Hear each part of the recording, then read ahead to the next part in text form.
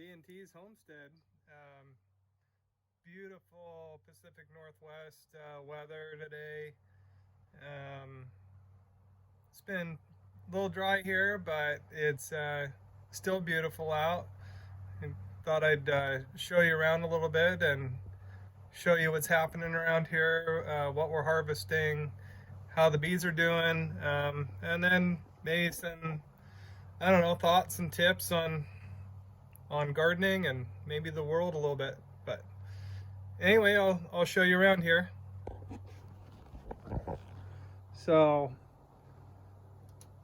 got 5 acres here. Kind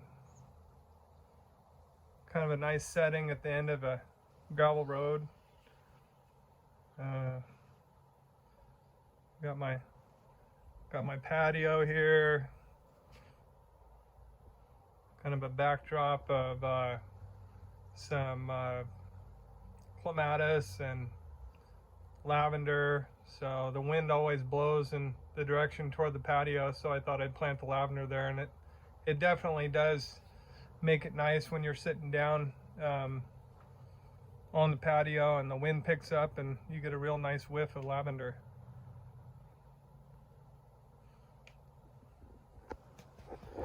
I got my dog Hank there. He's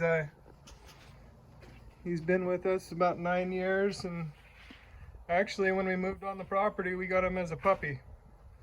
So, anyway, the patio here, and I always wanted to have blueberries planted right next to the patio so my grandson, or grandchildren, I didn't know I was going to have a grandson at the time, but could pick blueberries. And this one's still really loaded, but they're all new here. But these two, man, he's got those suckers picked pretty well.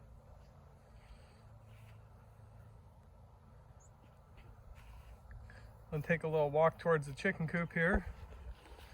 We've got volunteer sunflower plants planted where I planted some other flowers, but they just decided to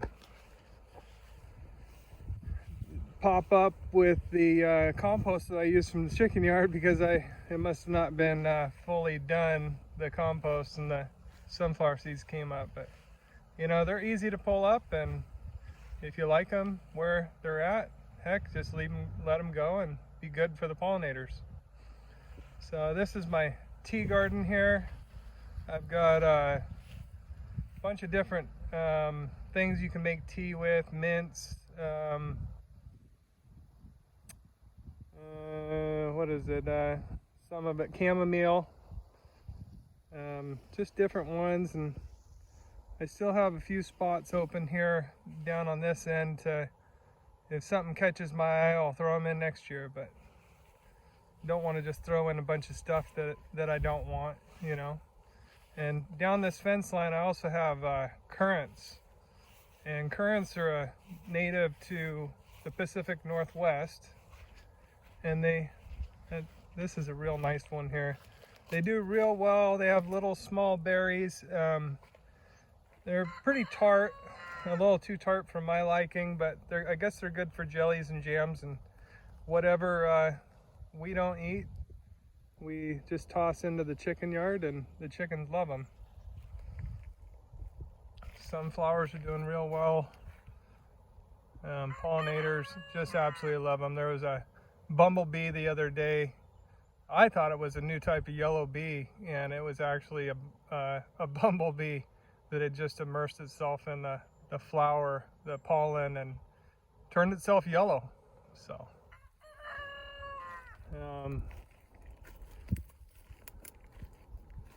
I've got thornless blackberries planted with boysenberries down there, and I decided to throw in some gladiolas along the fence line because the wind blows in this direction, and it seems to be working. These aren't falling over because I think the fencing is there for them to stand them up. I hear Big Roos in the background. He's kind of on the other fence line behind that elderberry tree. I planted the elderberry tree here because I didn't know it was going to get quite that large, but it really helps with keeping the chickens cool during the hot summer days. And we put the water bowl right underneath it, and it gets watered pretty well and good for the pollinators. It drops its elderberries into the chicken yard too, and I'm sure we'll harvest some too. But anyway, this is my chicken coop. Another video, I'll show you the inside of the coop, and it's not the whole thing. I just have it. I've got like 12 chickens in there, and I've got it just basically in the corner of it. Got my pig pen attached to my garden shed here, and we do feeder pigs sometimes, but I decided to do American guinea hogs this year, and this will just be a farrowing pen for our female. I'm sure she's pregnant by now. But anyway, got my swings up for my grandson and us. The giant fir tree, just amazing tree. We did count some rings of the branches, and the branches were over 60 years old. So got a very dangerous teeter-totter there. We're not, you're gonna get hurt one way or another in life, and try to make it as fun and safe as possible. Got an old weight bench from my son, and those are our chicken feathers we just got done processing 50 meat birds. And anyway, our freezers are full, very full. I thought it would be kind of fun to plant amaranth and quinoa, just in an area, see how it does. And the amaranth is just amazing. It's a type of grain, and the birds, I think birds will love it, and it should be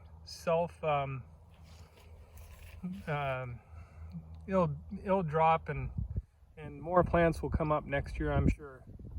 Hopefully not all over the yard, but hey, it's gardening. You got to give things a shot, even if they say you can't do it. Got some volunteer sunflowers over here. These are from a wedding we had at our house for my son, and beautiful setting in the background. Beautiful day for the wedding. I've got just tons of blackberries here. Actually, it's my neighbor's blackberries, but they've got 20 acres, so why not? I'm sure they're not going to be picking them, but they're loaded, I think, this year because of the honeybees that we have. Last couple years, I haven't seen as many honeybees, and I was talking to my uncle, and he's done honeybees for years and talked me into it. It's an investment, but self-sufficiency should be an investment, and should pay for itself over the years, not all at once, like a lot of us Americans like. But I've got my fruit trees. I'm walking down the fence line here, and got blackberries on one side, apple, pears, I've got some plums, some Asian pears, peaches, apricot, a new peach tree here, and thought we'd give it a shot.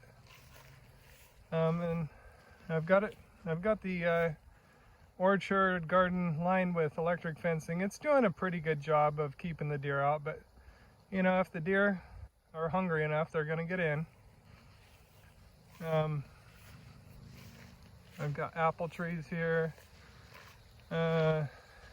One thing I gotta say about apple trees and how you prune them, and fruit trees in general, if you have a lot of deer around, I've always been told to prune them so they're like an umbrella shape, you know, and so you can get to the fruit. But you know, that doesn't always work with deer around. You might as well just let them grow up high and then get, you know, gives the deer some at the bottom and yourself some at the more towards the top, and get an apple picker.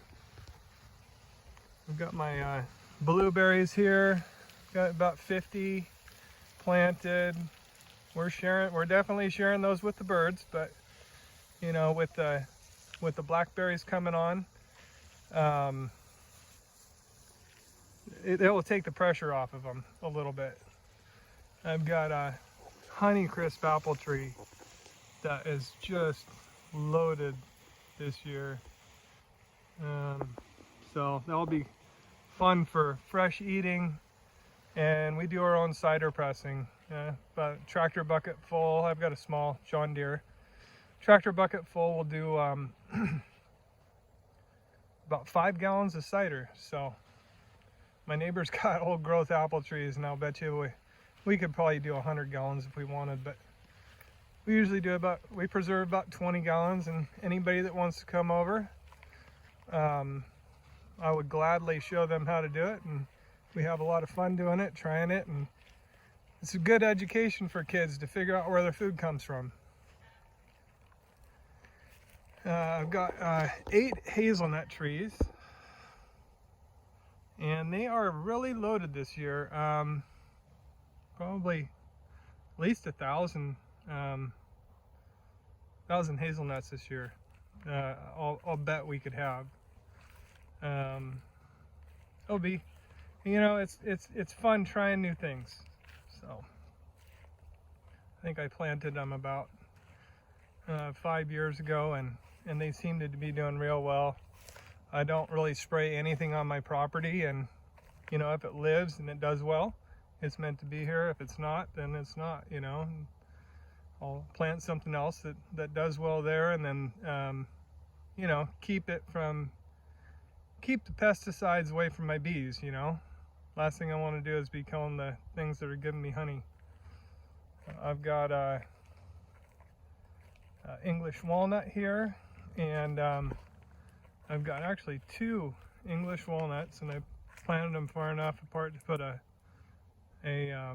hammock between them. So later on, maybe I'll show you me putting up a hammock, or you know, the end result of it. More blackberries. This is pretty interesting. So this isn't my beehive, but this is a swarm catcher. So you're supposed to put it up in a, you know, up high to where the swarms of a honeybee, if a queen, you know, goes into your, you know, your bees make a new queen, they can go up and they'll swarm, which means, you know, you can only have 1 queen per hive, and then it will take like half your bees with it. So what you want to try to do is catch the swarms that your bees make, and who knows, maybe I can catch a swarm from a neighbor that has honeybees. But I bait it once every couple weeks, and I actually did catch a swarm, not in this one, but I caught it on my hazelnut trees, and now I have two hives. Oh, this is a hops plant, and I've got it strung up with rope, and I don't know if it's really producing anything, but well, yeah, there's some hops there. I thought it'd be fun to do. Always trying to learn something, and I mean, I got the plant for free, so why not, you know, give it a shot, you know. I'll take you for a little walk down to my beehives here.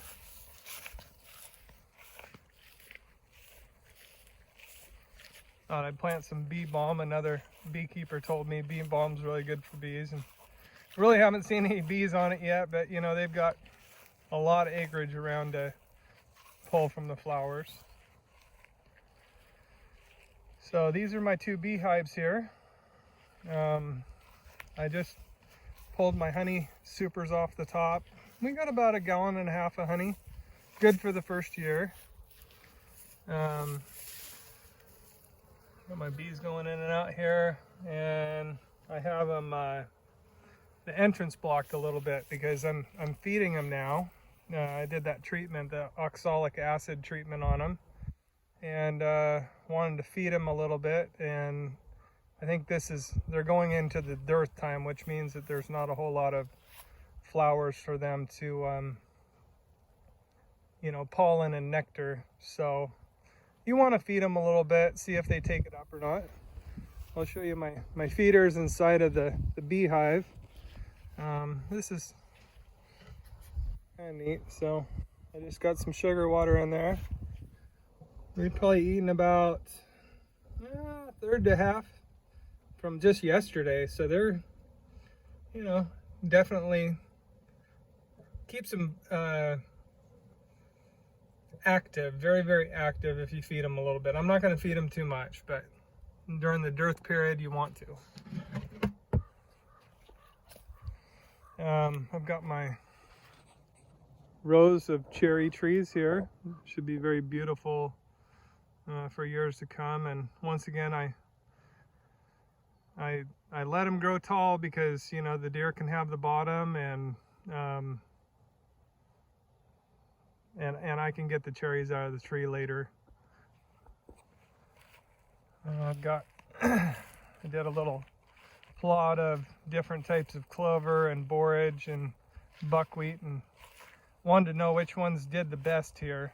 It's kind of hard to see with the sun here, but I've got red clover, white clover, crimson clover, and buckwheat.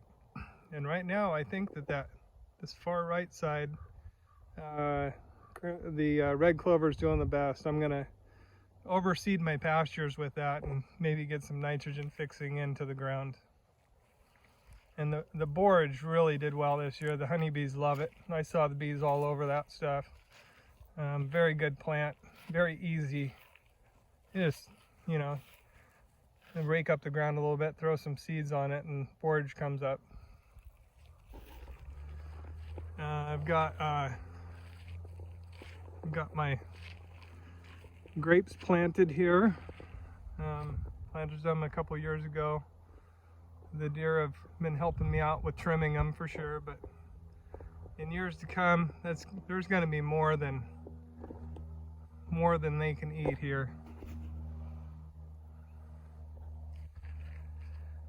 Walk towards my corn and winter squash garden here.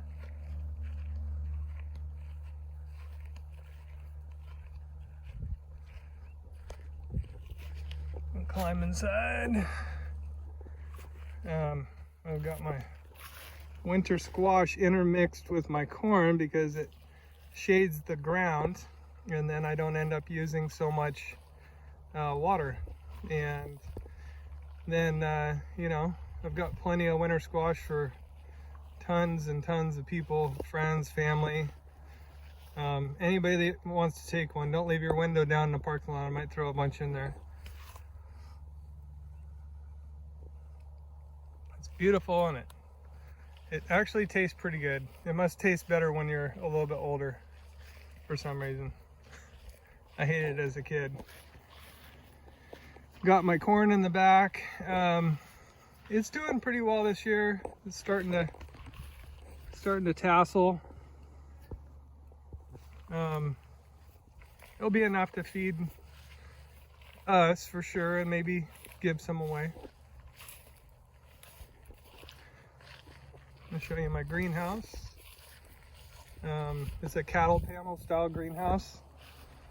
Very easy to put up. I've had it for probably 5 years, and I've replaced the plastic twice now.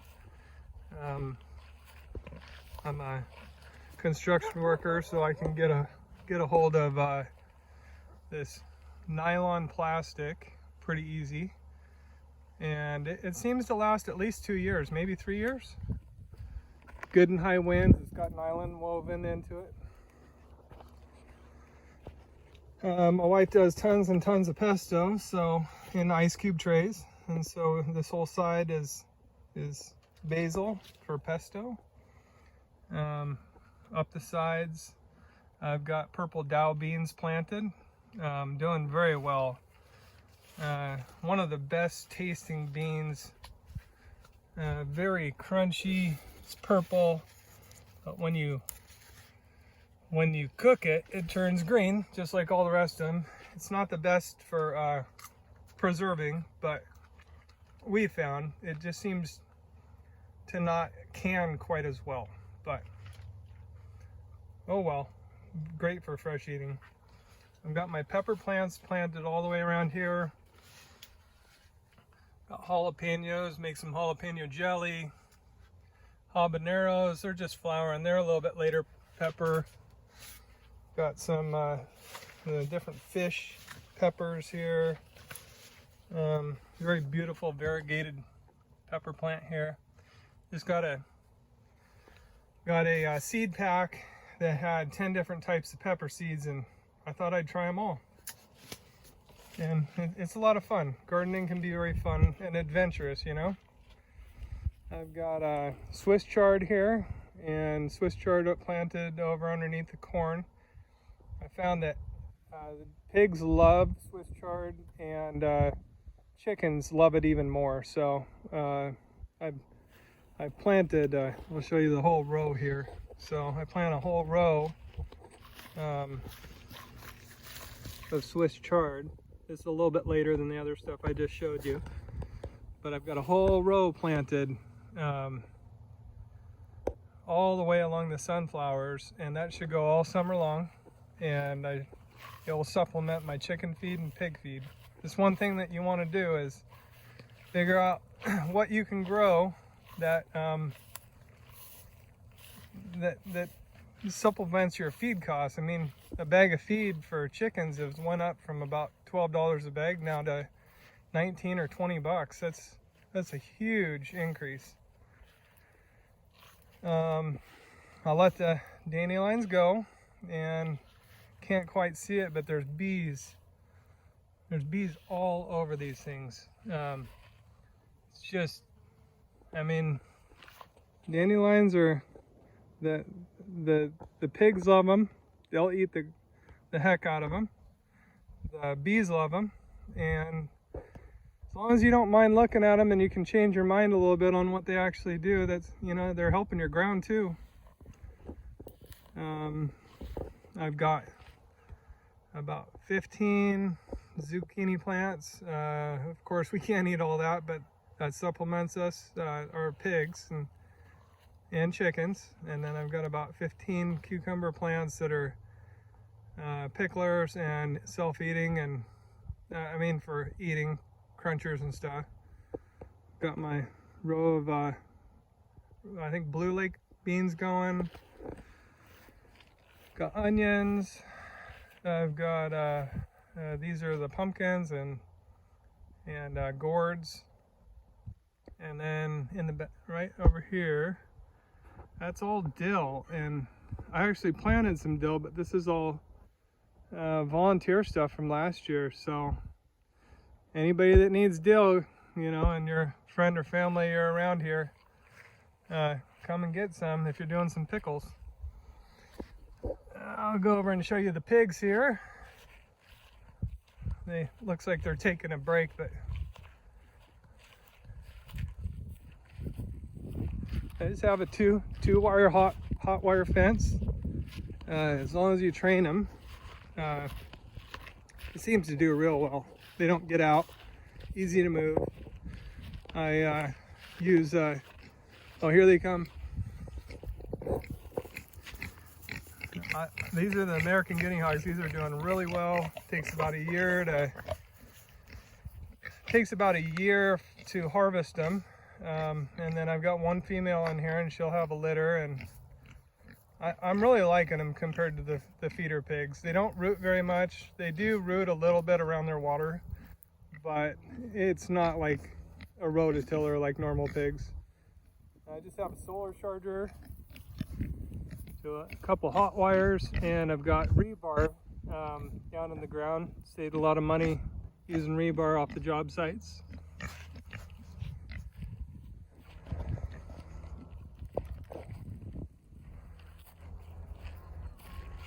Got our pool here. Line the pool with a whole bunch of different types of flowers.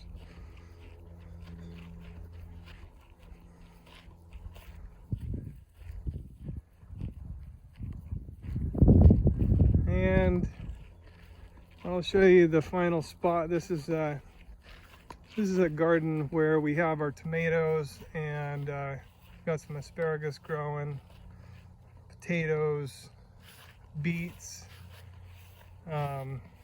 Ran my seeder down this couple rows. It takes me about a minute, and I've got more beets than we can eat by 100 probably.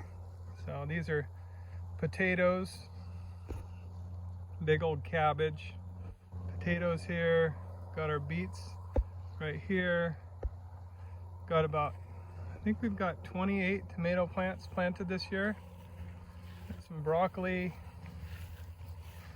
got our scarecrow, he needs some work, but that's kind of on the bottom of our list, and herb garden, and asparagus. And asparagus is one of those crops that if you want to grow anything, right now it's pretty much done, but man, like you're talking for 20 years you're gonna get asparagus as long as you keep it kind of weed free. I would totally recommend that to a new beginning gardener that has limited space. But anyway, it's a beautiful day, beautiful atmosphere, very peaceful, and I appreciate you being here with me from D&T's Homestead. Hope you guys do well and take care.